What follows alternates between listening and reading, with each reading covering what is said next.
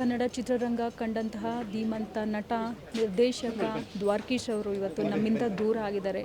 ನಮ್ಮ ಕರ್ನಾಟಕದ ಮಹಾನ್ ಗ್ರೇಟ್ ಆ್ಯಕ್ಟರ್ ಕುಳ್ಳ ಇವತ್ತು ನಮ್ಮಿಂದ ದೂರ ಆಗಿರೋದಕ್ಕೆ ಸುಂದರರಾಜ್ ಅವರು ಇವತ್ತು ನಮ್ಮ ಜೊತೆ ಇರೋದಕ್ಕೆ, ಅವರು ಯಾವ ರೀತಿ ಅವ್ರ ಫ್ರೆಂಡ್ಶಿಪ್ ಹೇಗಿತ್ತು, ಅವ್ರ ಬಗ್ಗೆ ಏನು ನೆನಪನ್ನ ಇವತ್ತು ನಮ್ಮ ಜೊತೆ ಶೇರ್ ಮಾಡ್ಕೊಳ್ತಾರೆ, ಕೇಳ್ತಾ ಹೋಗೋಣ.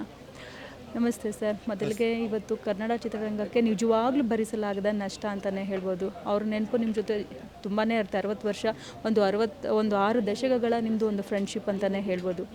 ಮುಖ್ಯವಾಗಿ ಮೊದಲನೇದಾಗಿ ಸರ್, ದ್ವಾರಕೀಶ್ ಅಂತಂದರೆ ನೀವು ಏನನ್ನು ನೆನೆಸ್ಕೊಳ್ತೀರಾ ಸರ್? ದ್ವಾರಕೀಶ್ ಅಂತಂದರೆ ಇನ್ನೇನು ನೆನೆಸ್ಕೊಳಕ್ಕಾಗಲ್ಲ. ದ್ವಾರಕೀಶ್ ಅಂದರೆ ನಗು, ಲಾಫ್ಟರ್, ಆಮೇಲೆ ಒಂಥರ ಸೊಫಿಸ್ಟಿಕೇಷನು, ತುಂಬ ಅಪ್ರೈಟ್ ಮ್ಯಾನ್, ಯಾವಾಗಲೂ ಖುಷಿಯಾಗಿರೋ ವ್ಯಕ್ತಿ. ನಾನು ಕನ್ನಡ ಚಿತ್ರರಂಗದಲ್ಲಿ ಮೊದಲನೇ ಸಲ ಒಂದು ದೊಡ್ಡ ಕಾರು ಅವರು ತೊಗೊಂಡಿದ್ರು. ಅದು ಐ ಥಿಂಕ್ ಜಾಗ್ವಾರು ಆ ಥರದ್ದು ಕಾರು. ಆಮೇಲೆ ಮೆಲೋನಿ ಸ್ಟ್ರೀಟಲ್ಲಿ ಅವ್ರ ಮನೇಲಿ ಒಂದು 8 ನಾಯಿಗಳಿರೋದು, ಎಲ್ಲ ಈ ಡಾಲ್ಮೇಷನ್ ಅಂತ ಇರೋದಲ್ಲ ಆ ಥರದ ನಾಯಿಗಳು. ಮನೆಯಲ್ಲಿ ಒಂದು ಬಾರ್ ಇರೋದು.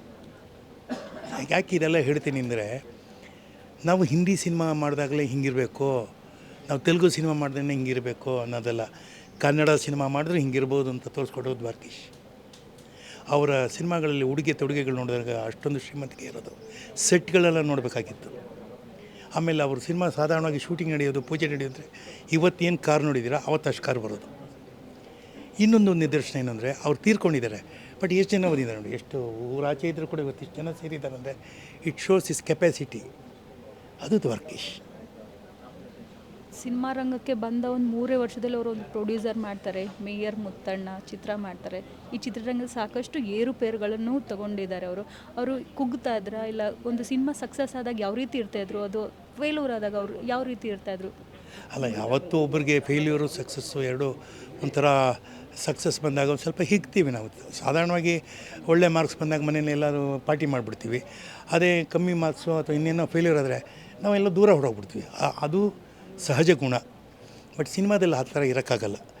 ನೀವು ಸಿನಿಮಾದಲ್ಲಿ ತುಂಬ ಖುಷಿಯಾಗಿದ್ಬಿಟ್ಟು ನೆಕ್ಸ್ಟ್ ಪಿಕ್ಚರ್ ಡ್ರಾಪ್ ಆದ ತಕ್ಷಣ ಓಡೋಗ್ಬಿಟ್ರೆ ಅಲ್ಲಿಗೆ ನಿಮ್ಮ ಕರ್ತವ್ಯ ಎಂಡಾಗಿಬಿಡಲ್ಲ. ನಾವು ಸೋತರೂ ಆ ಜಾಗದಿಂದ ಮತ್ತೆ ಗೆಲ್ಲೋ ಪ್ರಯತ್ನ ಮಾಡಬೇಕು. ಅದು ಏನಕ್ಕೆ ಸೋತಿದ್ದೀವಿ? ಗೆಲುವಿಗೆ 100 ಜನ ಇರ್ತಾರೆ, ಸೋಲಕ್ಕೆ ಒಬ್ಬನೇ ಆಗಿರ್ತಾನೆ ಆ ನಿರ್ಮಾಪಕ. ಪಾಪ ಅವನೇ ಜಾಸ್ತಿ ಎಲ್ಲ ಕಳ್ಕೊಳ್ಳೋದು.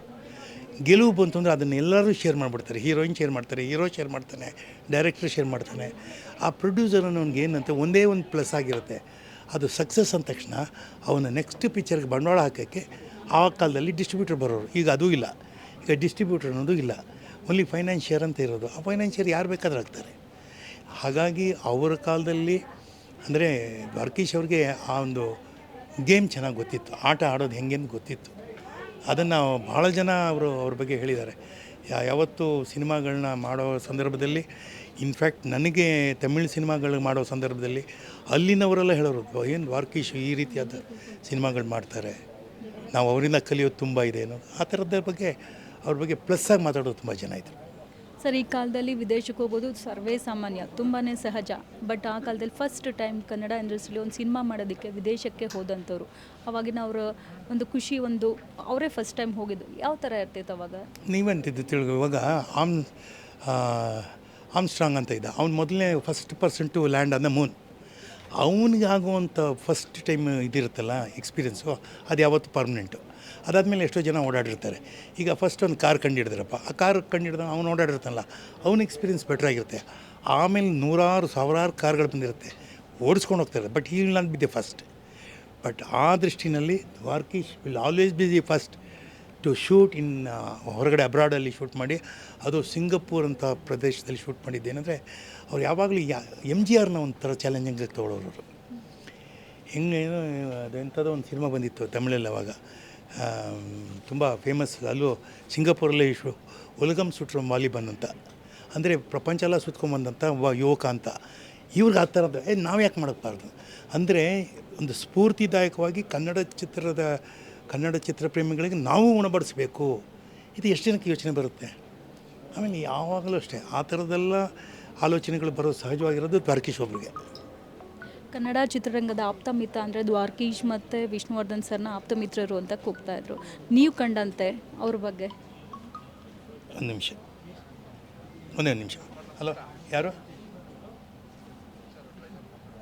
ಯಾರು ಒಂದು ನಿಮಿಷಪ್ಪ ಮಾತಾಡ್ತೀನಿ, ಅದೇ ಮೀಟಿಂಗಲ್ಲಿ ಇದ್ದೀನಿ. ಕನ್ನಡ ಚಿತ್ರರಂಗದ ಆಪ್ತ ಮಿತ್ರರು ಅಂದರೆ ದ್ವಾರಕಿ ಸರ್ ಮತ್ತು ವಿಷ್ಣು ಸರ್ ಅಂತಿದ್ರು. ನೀವು ಕಂಡಂಗೆ ಅವ್ರ ಸ್ನೇಹನ ನೀವು ಯಾವ ರೀತಿ ಹೇಳ್ತೀರಿ? ನಾನು ಅವರ ಸ್ನೇಹವನ್ನು ನೋಡಿದ್ದೀನಿ, ಜಗಳವನ್ನು ನೋಡಿದ್ದೀನಿ, ಅವರ ಮನಸ್ತಾಪಗಳನ್ನು ನೋಡಿದ್ದೀನಿ. ಈಗ ಅದು ಮಾತಾಡೋ ಸಂದರ್ಭ ಅಲ್ಲ, ಯಾಕೆಂದರೆ ಇಬ್ಬರೂ ಇಲ್ಲ. ಈಗ ವಿಷ್ಣುನೂ ಇಲ್ಲ, ದ್ವಾರಕೀಶು ಇಲ್ಲ. ಬಟ್ ಆದರೆ ಅವರಿಬ್ಬರು ಅಡ್ಜಸ್ಟ್ ಮಾಡ್ಕೊಂಡು ಮತ್ತು ಆಪ್ತ ಮಿತ್ರರಾದ್ರಲ್ಲ ನೋಡಿ, ಆ ಟೈಟ್ಲ್ ಎಷ್ಟು ಚೆನ್ನಾಗಿದೆ ನೋಡಿ. ಆಪ್ತ ಮಿತ್ರ ಅಂದರೆ ಎಂಥ ಟೈಟ್ಲ್ ಅದು ಇಲ್ವಾ? ಅದು ಅವರಿಬ್ಬರಿಗೂ ಅನ್ವಯ ಆಗುತ್ತೆ. ಹಾಗಾಗಿ ಇಬ್ಬರು ಅಂಥ ಮಿತ್ರರು ನಾವು ಕಳ್ಕೊಂಡಿದ್ದೀವಿ. ಹಾಗಾಗಿ ಇದರಲ್ಲಿ ಯಾರೂ ಪ್ಲಸ್ ಇಲ್ಲ, ಯಾರೂ ಮೈನಸ್ ಇಲ್ಲ. ಅವರ ಒಂದು ಸ್ಫೂರ್ತಿದಾಯಕ ಸ್ನೇಹ ನಮಗೆ ಒಂದು ಮಾದರಿ ಆಗಬೇಕು. ನಾವು ಆಪ್ತ ಮಿತ್ರರಾಗಿ ಬದುಕಬೇಕು ಅಂತ ಹೇಳಕ್ಕೆ ಇಷ್ಟಪಡ್ತೀನಿ. ಸರ್, ಕೊನೆಯದಾಗಿ ಅವರು ನಿಮ್ಮ ಹತ್ರ ಮಾತಾಡಿದ್ದಂಥ ಕೊನೆಯ ಮಾತು ಏನಾಗಿತ್ತು, ಯಾವಾಗ? ಮರ್ತು ಬಿಟ್ಟಿದ್ದೀನಮ್ಮ. ಯಾಕೆಂದರೆ ಸುಂದರ ಬಾರೋ ಮನೆಗೆ ಬಾರೋ, ಒಂದಷ್ಟು ಹರಟೆ ಹೊಡೆಯೋಣ ಅಂತ ಯಾವಾಗಲೂ ಹೇಳೋರು.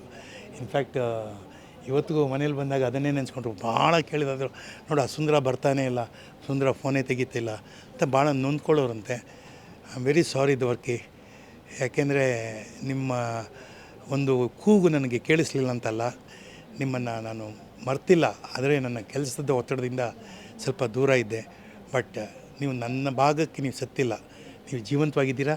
ನಿಮ್ಮ ಮನಸ್ಸಿನ ಜೊತೆ ನನ್ನ ಮಾತಾಡೋ ಶಕ್ತಿ ನನಗಿದೆ ಅಂತ ಹೇಳಕ್ಕೆ ಇಷ್ಟಪಡ್ತೀನಿ. ಧನ್ಯವಾದಗಳು ಸರ್. ಇದಿಷ್ಟು ಸುಂದರ್ರಾಜ್ ಸರ್ ಅವರ ಮಾತಾಗಿತ್ತು.